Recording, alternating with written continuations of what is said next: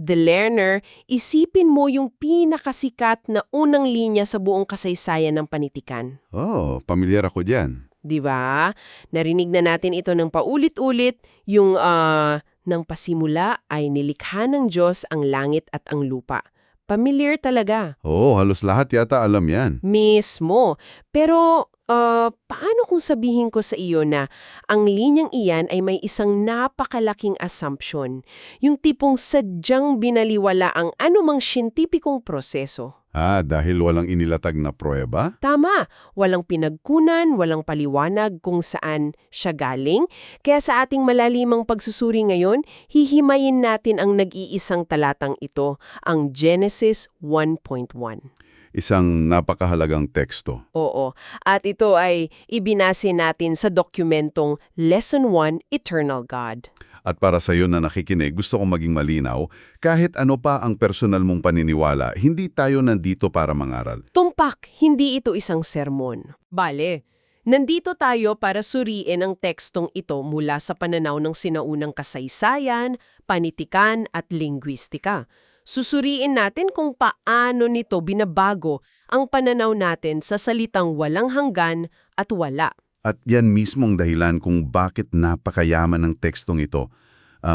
Hindi lang ito basta kwento ng pinagmulan. Kumbaga, isa siyang malalim na dokumento. Oo, isang mabigat na dokumento. Titingnan natin kung bakit hindi na nag-abala ang manunulat na patunayan ang presensya ng manilikha. Okay, himayin natin ito. Ang mismong unang linya, nang pasimula ay nilikha ng Diyos. Wala man lang panimula. Walang kwento ng pinagmulan niya. 'Di ba? Ina-assume na lang agad na nandun siya. Kung mapanuri ka, nakakagulat ito eh. Gusto natin ng ebidensya bago ang assumption. Lalo na sa panahon natin ngayon. Mismo. Kung tungkol sa gravity iyan, ipapakita muna ang pagbagsak ng mansanas. Kaya bakit ang tekstong ito ay hindi man lang nagbigay ng patunay na may Diyos? Ang nakakabighani rito ay tinitingnan natin ito gamit ang modernong pananaw. Kailangan nating tanggalin iyon para maunawaan ang teksto. So kailangan nating bumalik sa nakaraan. Oo, kailangan mong ilagi ang sarili mo sa pag-iisip ng mga tao sa sinaunang gitnang silangan. Noong unang panahon, halos lahat ay naniniwala na may mga Diyos. Bali, hindi na isyu sa kanila kung totoo ba ang Diyos o hindi. Tumpak. Wala nang debate tungkol dyan. Ang buong sibilisasyon nila ay nakatayo sa paniniwalang may mga kapangyarihang nagpapatakbo ng kalikasan. At may iba't ibang kategorya iyan na binanggit sa source natin. Tulad ng alin? Nandyan ang panteismo, kung saan ang mundo mismo ang Diyos. So ang kalikasan ay Diyos. Tama. Tapos may panenteismo, na ang Diyos ay nasa loob ng lahat ng bagay. At andyan din ang polytheismo, yung maraming Diyos.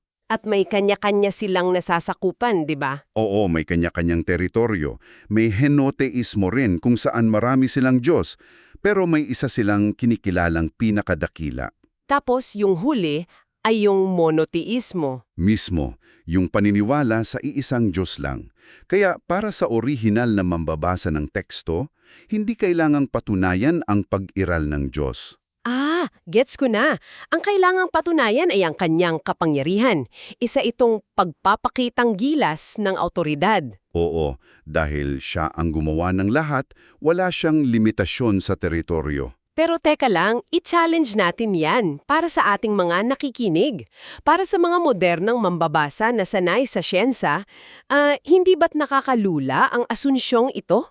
Nakakalula talaga kung isipin. Ang isang bagay ay nanggaling sa wala.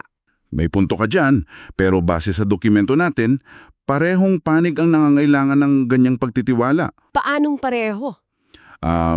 Kung hindi mo tatanggapin ang isang walang hanggang nilalang, ang alternatibo mo ay maniwala na ang materya ay bigla na lang sumulpot mula sa literal na kawalan. Yung tipong mula sa wala, naging komplikadong universo. Mismo? Kaya para sa may akda ng teksto, mas makatwirang isipin na may isang walang hanggang nilalang na pinagmulan ng lahat kaysa purong kawalan ang gumawa nito. Na nagdadala sa atin sa isa pang konseptong nakakabaliw. Kasi dahil may inaasumang manlilikha sa simula, Ano ang hitsura ng kalagayan bago ang lahat ng bagay? Iyan ang isang napakagandang tanong na mahirap isipin. The learner, subukan mong i-visualize ang salitang wala.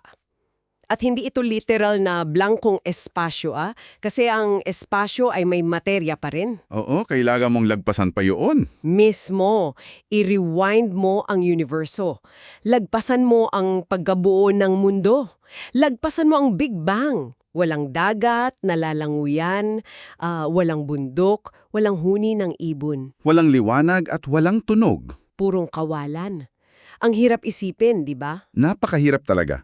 Ang nakakabighani rito ay ipinapaliwanag ng teksto ang dalawang mahalagang katangian ng nilalang na ito. Ano yung una? Una, siya ay sapat sa sarili o self-sufficient. Ibig sabihin, perpekto at kontento siya sa kanyang sarili. Hindi niya kailangan ng iba para maging kumpleto. Oh wow! At yung pangalawa? Ikalawa, siya ay may sariling pag-iral o self-existent. Walang pinangmulan, walang magulang, walang lumikha sa kanya. Grabe? Idadagdag ko pa, ang nilalang na ito ay isang espiritu. Wala siyang pisikal na katawan kaya hindi siya limitado ng oras, espasyo at materya. Alam mo, naisip ko tuloy, tayo mga tao, madalas nakakaramdam tayo ng labis na kalungkutan kapag nag-iisa tayo sa isang tahimik na silid. Oo, nababaliw tayo kapag walang kasama. Di ba? Kaya ang unawain ang isang nilalang na lubos na kontento sa perpektong pag-iisa bago pa man nagkaroon ng universo? Isa itong nakakabaliw na konsepto para sa isip ng tao. Mismo. Kung ganito kasalimut ang nilalang na ito, paano siya tinawag ng mga sinaunang manunulat? Dito napapasok ang malalim na lingwistika. At dito magiging sobrang nakaka-interes. Ipakikilala natin ang orihinal na salitang Hebro sa Genesis 1:1. Alam mo ba na ginamit ito ng 2,570 beses? Napakaraming guesses talaga. Ang salita ay Elohim. Oo, ang Elohim. At para maintindihan natin yan, kailangan nating ihiwalay ang etimolohiya o pinangmulan ng salita sa mismong paggamit nito. Paano sila nagkaiba? Ayon sa etimolohiya, ang ibig sabihin ng Elohim ay kapangyarihan o lakas. Na may punto naman, kasi kailangan mo ng lakas para lumikha. Tama. Pero alam naman natin na sa wika, mas mahalaga kung paano ginagamit ang salita sa lipunan. Gagamitin ko yung halimbawa sa source natin tungkol sa salitang Ingles na nice. Yung salitang nice. Dati, ignorante ang ibig sabihin yan, di ba? Tumpak. At yung salitang artificial naman, dati ang ibig sabihin niyan ay artistic o puno ng sining. Pero ngayon, peke na ang ibig sabihin. Bale, mas mahalaga talaga ang paggamit. Pero teka lang, may gusto akong usisain dito. Ano iyon? Mapapansin kasi natin ang isang kontradiksyon. Yung hulaping im sa dulo ng Elohim, ginagamit yan para sa plural or pangmaramihan sa Hebreo, di ba? Oo, tama ang napansin mo. Ibig bang sabihin dito ay sumusuporta ang Biblia sa polytheismo o maraming Diyos? Kasi plural eh. Isang napakagandang tanong. Lilinawin natin yan gamit ang gramatika. Gagamitin ko yung analohiya ng mga salitang deer or sheep sa Ingles. Yung mga hayop na pareho ang salita para sa isahan at maramihan. Mismo, malalaman mo lang kung isa o marami based sa pandiwa na kasama nito. Kumbaga, kung sasabihing the deer is isa lang. Pero kung the deer are, marami. Tumpak. At sa Genesis 1, ang mga pandiwang kasama ng Elohim ay nasa isahang anyo o singular. So malinaw na iisang maninikha lang talaga ang tinutukoy. Oo. At kung ikokonekta natin ito sa mas malaking larawan, ipapaliwanag nito ang konseptong pangmaramihang paggalang o plural of majesty. Plural of majesty. Parang paano? Magbibigay akong mga halimbawa mula sa dokumento natin.